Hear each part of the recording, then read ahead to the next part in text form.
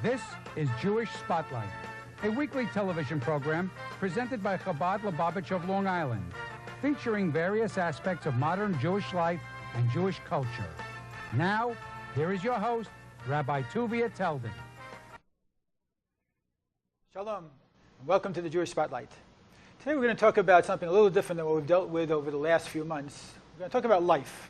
It's a good topic to start with, but we're going to do it from a very interesting angle, from a Torah angle, because many people are not aware of the fact that Judaism is really not just a religion. It talks about life, about the makeup of life, about the beauty of life, about how to develop your potential to the fullest. And especially in these days, the challenges that we face in life, whether it be because of 9/11, because of financial pressures, because of so many forces that are working in our life, sometimes against us, it's very difficult to connect to that innermost point within us to be able to make sure that we're living life to its fullest and doing what we can do with life. Because it doesn't last forever. And every single moment is a gift from God and is important to be able to do our best with. So, I felt it would be very meaningful to bring on board somebody who's a life coach. What do I mean a life coach? A person who helps coach people in life, as we'll find out soon. And without further ado, it's a pleasure to introduce Rabbi David Grossman, who is a life coach, and we'll soon find out what that means. Rabbi Grossman, it's a pleasure to have you with us today. Thank you very much. I appreciate you coming in all the way from Chicago, but your reputation preceded you, and I wanted very much to have our audience be able to benefit from your wisdom and from your approach to life. First of all, if you could just give us a very quick introduction. How did you, as a Hasidic rabbi, with a beard and everything else, and you worked in the rabbinate for a while, and all of a sudden you made this switch over in your life to become a life coach? What is life coaching, and how did you make that transition? Well, it wasn't a difficult transition to do at all, because I'm really doing the same thing I've always been doing. In my work as a rabbi, you're helping people establish what they really want in life and get it, and find ways to get it. And in the Talmud, in the Ethics of Our Fathers, it talks about a command to establish for yourself a mentor. And so the idea of a mentor in the sense of a rabbi who would help you pull out what life is all about for you. Because each one of us has a purpose here on earth. Right. We have something we're here to fulfill. Definitely. And how do you know what that is? And so you look to a mentor or a guide to help pull that out of you to really live what your life is about. Now, some people might say to that, oh, that's just a crutch, and why can't you do it yourself? And I don't need anybody to tell me how I'm going to live my life or how I'm going to better myself. How do you respond to that? It's not about advice.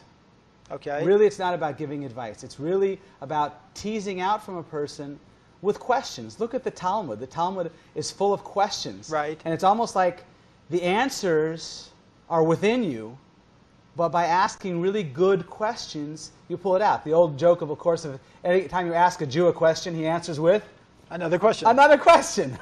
So the same thing is that as a coach, what I do is I ask questions and pull out from the people what they're really all about. Because we get so caught up in life and the things it deals us that we get confused. And we lose the track. So let's use that as a springboard to get into our topic, which I want to really focus on, because I think that one of the problems that people face today is we get so overwhelmed by the stress of daily life. Yes. You're well aware of it. We all have mortgages to pay. We all have problems to deal with. We all have children that challenge us and parents that challenge us and so forth and so on. That's right. So the question is how to maintain a positive attitude through everything. I know that you specialize in many ways in teaching people that, and it's something I really wanted to share with our audience because it's such an important message. And it's a message that really comes tremendously from Torah itself. Absolutely. Absolutely. That's why the transition from rabbinical work to coaching was hardly a transition. One of the proficiencies in coaching, to be a really excellent coach, one of them is to have provocative conversations. Okay. Are we going to have one of those now? Well, we can do that. Sounds good. And the idea of a provocative conversation is don't be afraid to enter the area of concern for you. I was speaking with someone just last night who had talked about when he was growing up, you were afraid to ask the authorities questions because you just follow what the authority says. And if we look back at the Talmud, the Torah wants us to ask the questions, as if God sets it up to bait the question. Right. Judaism encourages us to ask questions. Ask questions. And hopefully most of the times we'll get an answer if we work hard enough to get that answer. And sometimes we won't get an answer, but that's all right also, as long as we're digging. That's it, digging in, because you want the questions. The questions reveal what's really deeper inside. Okay, now let's get back to my question. Yes. I want to know, what does the Torah say about making sure that you say focus on being happy, having this inner sense of fulfillment through thick or thin, whatever the situation might be? It's the thick or thin part, the hard part, that is God essentially asking a question. So explain that. What does that mean? When you hit a stone wall, when something comes up in life, a challenge with children, challenge comes up with the children, so that's, at first it might seem like it's a bad thing, it's a difficult thing. But it's God's way of saying, look deeper. He's provoking us to look deeper to find Him. Now you're introducing a concept there, which is a very deep concept, which a lot of people might not be familiar is such an important centralized part of Judaism itself. And that is that God is an active participant in day-to-day life. That this is not just a God that's up there, I believe in one God as opposed to 2, 3, 4, or 5 gods, but that this God is the source of all energy, of all existence, of everything that exists, and is actively involved in the events of our life. And that's a very revolutionary concept for many people to understand. The mystical teachings of the Torah, yes, in the Kabbalah, okay, let's go. Starts off with 3 axioms, 3 things which are given. Fine. What are they? And the first one is, there's a God. Okay. And in a which sense, we're not going to spend a long time proving that right now. I don't think and we can do it in a half hour. you don't need to. Okay. Those who believe. Those who don't believe are not believing. And intrinsically, people will intrinsically feel that that concept is true. I believe so. And so we start with that one. Okay. The Number 2. Second one is that everything that happens is by divine providence. God is involved. He didn't set it in motion and let it go. No, He's involved in every detail. The Baal Shem Tov, the founder of the Hasidic movement just over 200 years ago, taught that if a leaf falls from a tree, when it falls, where it blows, how it lands, all of that is by divine providence. God is involved. He's really invested in this world. And this is not a contradiction to free choice. Not a contradiction. In other words, free choice we still have, just the circumstances of life, the stage, so to say, that we have life on, there are forces beyond our control that are making life what it is. And the question becomes to you, how do you respond? Right. How do you respond to that? That's where the free choice is. That's your free choice. And that is where it's really important to be able to bring a positive approach to it. Right. Now, I just want to add on one other point to what you're saying, because I can hear some people thinking, oh, wait a second, I caught them on one thing. But I just want to say one idea, if I can just catch on to it, that really God's involvement, even if a person doesn't necessarily understand God in that context, as being this active participant, that this is a new idea for a person, but approaching life with that attitude instills and infuses a sense of purpose into everything that happens. Yes. Because it's no longer a matter of just chance acquaintances, chance, coincidences, or synchronicity is the exactly, common buzzword exactly, now. which dehumanizes the sanctity of life. It turns life into a bunch of statistics that are happening one after the other. And if a person, okay, so let's say a person says, okay, but that's the way I believe. I don't think that there's a God in everything that's going on. I believe in God, but I don't believe in God's active participation. And what I like to do is challenge somebody who's coming from that viewpoint to try this perspective out and see how it changes a person's view of, and elevates even the simplest events of life. It's a beautiful, beautiful transition. And it's not, you know, I believe that if something is ultimately true in its purest sense, you'll find it across the board in everything. Exactly. And so in the coaching work, we have to talk about frameworks. All right. The framework you look at the world in. The paradigm you look at. Right. And which we all have. We all have. Comes with the territory. Right. But try a different one. Excellent. It's almost like switching to a different pair of glasses. Right. And from this perspective, how does it look? So your suggestion of try a new framework. If this is a new idea for you, that everything is by divine will, right, check it out. Try it. It's like a scientific experiment. You're not going to know if it's going to work or not unless you try it. Right. Okay, so we have two axioms. We have that God exists. There's a God. And that nothing happens by coincidence, but that God is involved essentially with In every everything. detail. In every detail. For an atom to exist, for a molecule to exist, it involves godly energy coming into it to bring it into existence. As a result, everything is somehow connected to that source. Okay, number Absolutely. 3. I have a feeling this number 3 is going to be even harder, because from 1 to 2 is already a big jump. So big from jump. 2 to 3 already. Number 3. Yes. By definition, everything that God does is good. I believe it. It's a big jump, I'm sure, for a lot of our audience. Okay, go on. Okay. I'm listening. So 100%, I'm Let's- with you. we're God trying is a new good, so paradigm. God does only good things. we're trying a new paradigm. Everything God Okay. does is Okay, good. everybody, put on your new glasses. That's it. For the next 15, 20 minutes, we're ready? We're trying this new paradigm now. Good, okay. The new paradigm is that everything God does is good. Right, that means you tell your wife over and over again that you are all good, and everything that you say or do is good. The question, though, becomes, how do we see that good? Okay, that's the challenge. Okay, I'm going to try the new paradigm. I'm going to say, okay, for the next week or two, Yes, I'm trying this new paradigm on, Okay, folks. fine. Tell all your Good. friends I'm trying a new paradigm. okay. Okay, everything that happens is good. Now, I just want to remind our audience also, the purpose of this is to get back to being positive and having joy in one's Joy life, in your life. even in the face of sometimes some of the stress and obstacles. Okay, Absolutely. Continue.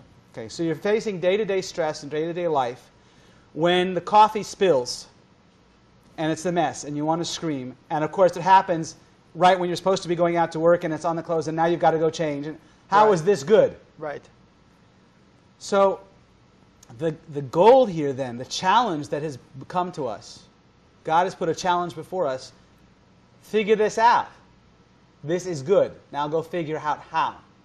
It challenges us to look deeper into it For the good. and see what's good here. Instead of a knee-jerk reaction, this stinks and this is lousy and I'm being punished. and- Don't react. Right. Don't react. Be Judaism, proactive. Judaism wants us to be up here and think.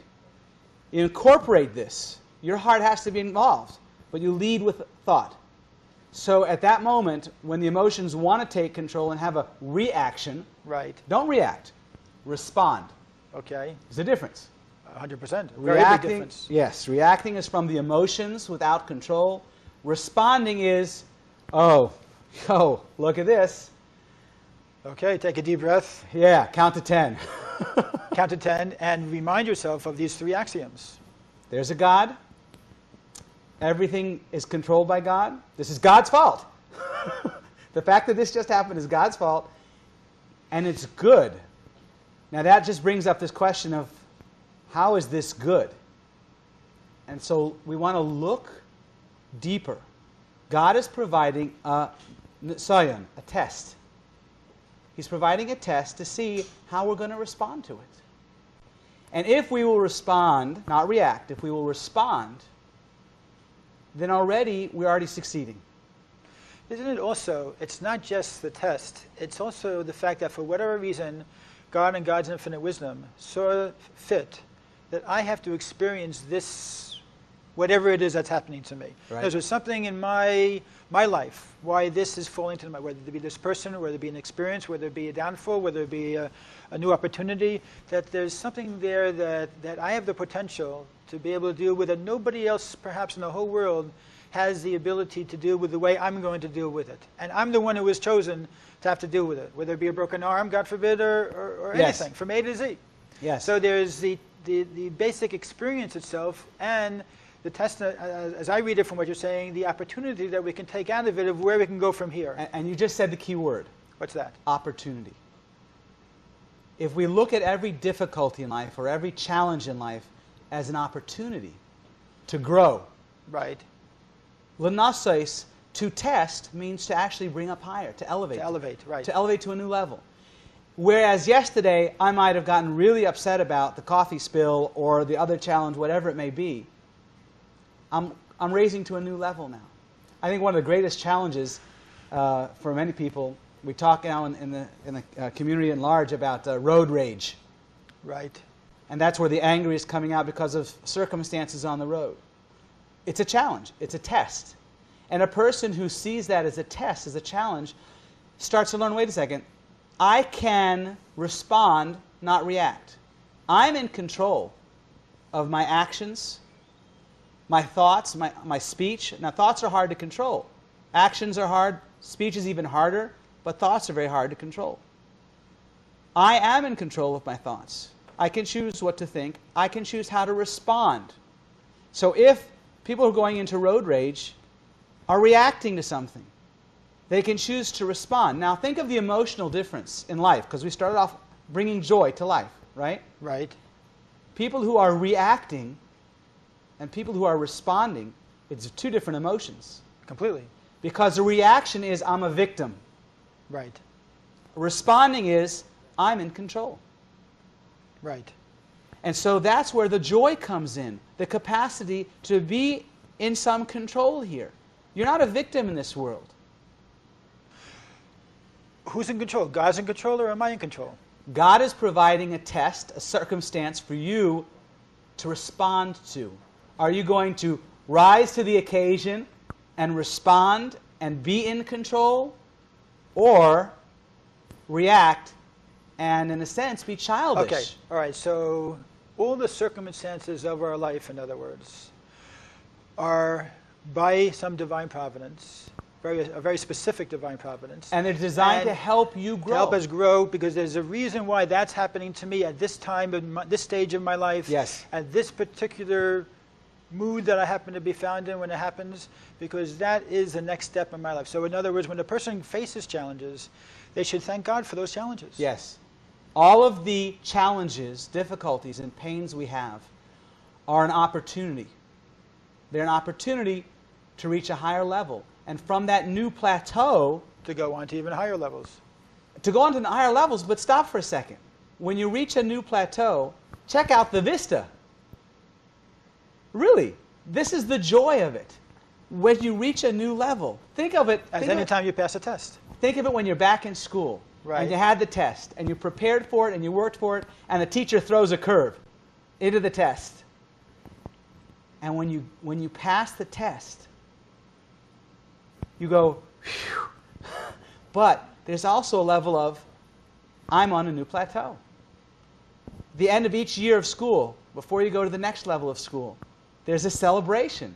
I'm on a new plateau. Okay, now, let me ask you a question, Rabbi Grossman. This sounds all very good. I agree with everything you're saying. Yeah. Now let's translate it into practical application. Yeah.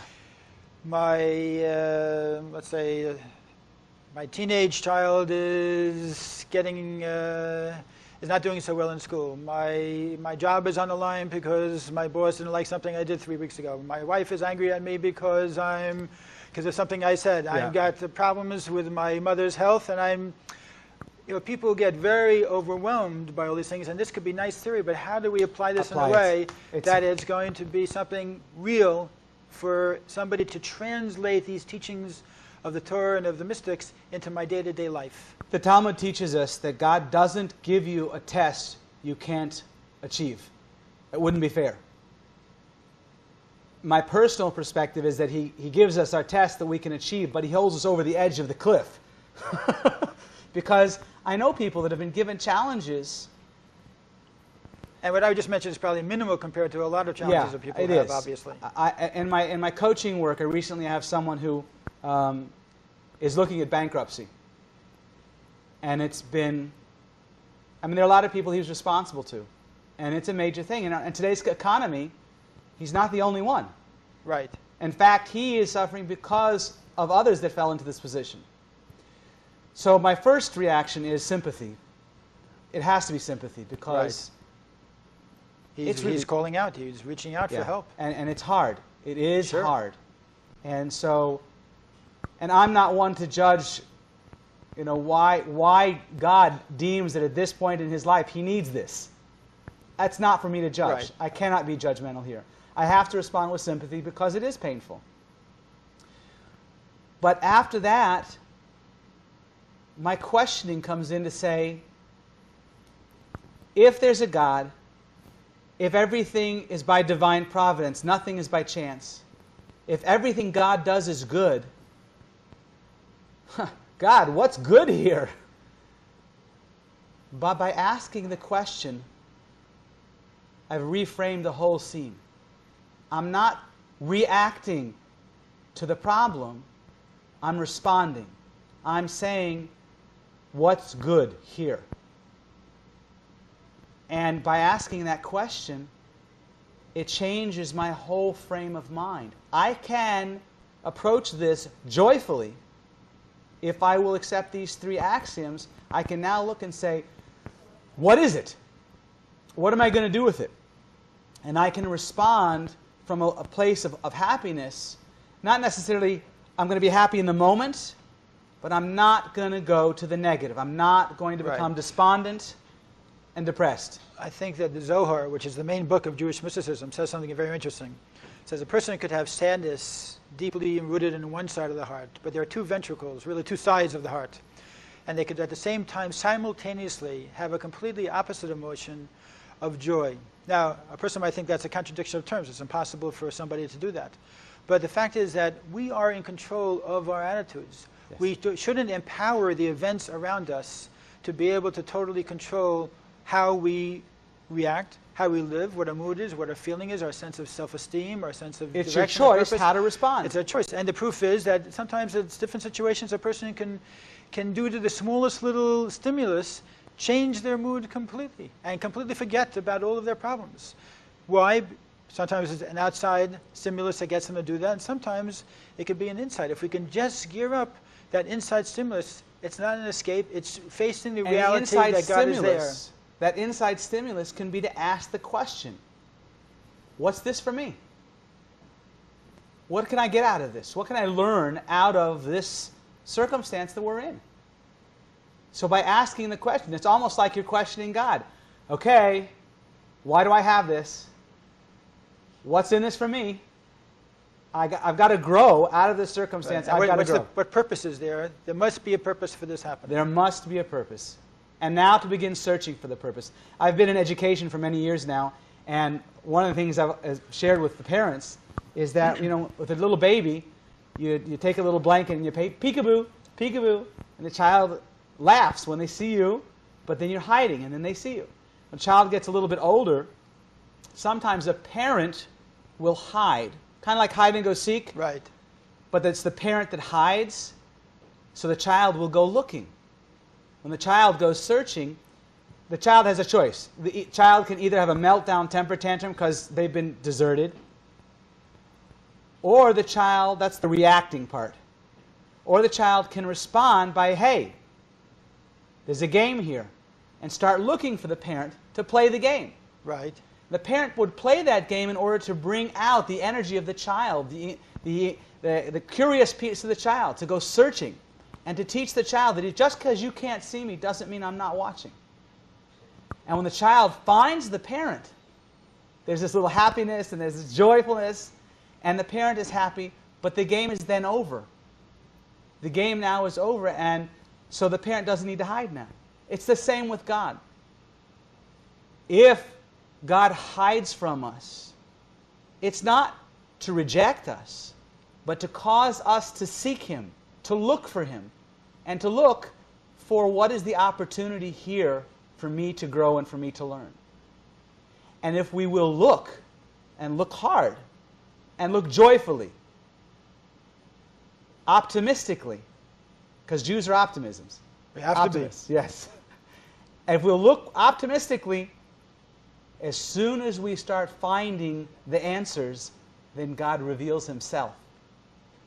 And the challenge, in that sense, has been completed, and we've grown to a new level. Interesting. Now, do you find that you're able to actually help people get to this stage? Yeah. It's a lot of what I spend my time in. And in a sense, this is one of my strong points in my coaching work. For example, the one I mentioned who's facing bankruptcy. It was interesting because, in truth, it was something he was looking for, but not in this packaging. He was looking to trim down his business. He was doing too much management stuff, and he wanted to go back to what was much more fun when it was just him and maybe one or two. Right. And now this hit him, and in a sense I said, well, what's good about this? How could this be perfect? Right. And in the conversation that ensued, he realized, this is what I was looking for. I don't like the packaging, but I could see 6 months from now recovering from this, being in a whole new place and much better off. I think that all of us can look at our lives and look back on our own autobiography and see how there were certain points that were definitely low points, but those low points provided a springboard for new growth that we would never imagine, whether it be losing a job that we thought that was the end of the world, whether it was a divorce, God forbid, that a person thought was absolutely terrible. All of which are tragic and painful. Painful, and or God forbid, a child who has a situation or health problems, or this constant dealing with good and evil and negative and positive. And of course we go into the ultimate evils, and all of these things are very hard for us to understand, but we don't necessarily have to have an answer for all of it also, because the answer, the quest of why can sometimes paralyze us and steal years and years of our lives until we're able to come to peace with something, and then we turn around and we say, listen, what did I do? I lost all that time of potential joy, of potential relationships, of potential love, of potential happiness and fulfillment in our life. Why? Because I was missing a simple answer. But if God had the answer, so I'll find out in 120 years when I get up there. And that's exactly it. It's almost presumptuous of us to assume that we must have an answer. Search we must. Mm-hmm. And Judaism tells us to search. But in that searching, we have to know that we don't have to have an answer. All right. Sounds good. So I want to thank you very much, Rabbi Grossman. I understand you have a website also, davidgrossman.com. davidgrossman.com. That's a D-O, not a D-A. You know, if you go to David Grossman, you'll find someone else. It's D-O-V-I-D. Okay, very good. Very good. That's the Hebrew spelling. Yes. And I hope you have continued success in your work as a person who is I'm sure, sharing morality and ethics with the people who you come in touch with, and being able to share some of the beauty and the love of God, and put things into context. And joy. The joy of life. The joy of life, because that's really so important, because when we have joy, it says that true connection to God only exists in a place where there is joy. Because without joy, God cannot reside in such a place, because somehow if we don't appreciate that gift of life and feel that joy, then there's something wrong or missing in our relationship. So all the best to you, and thank you very much for being here and joining us in New York. It's a pleasure. And in the meantime, I just want to challenge everybody to become a searcher, as Rabbi Grossman said, to seek, to look a little deeper into the events of your life. Try to experiment a little bit. We said a lot of things here today, a lot of very strange things to you perhaps, but try them out. Be a scientist, be a searcher, and see if perhaps you can apply some of them to your life to make your life more meaningful and happier, more fulfilled, your relationships deeper and more rewarding. In the meantime, do something great this week to make your life and the world a better place. We'll see you next week in the Jewish Spotlight, same time, same station. Shalom.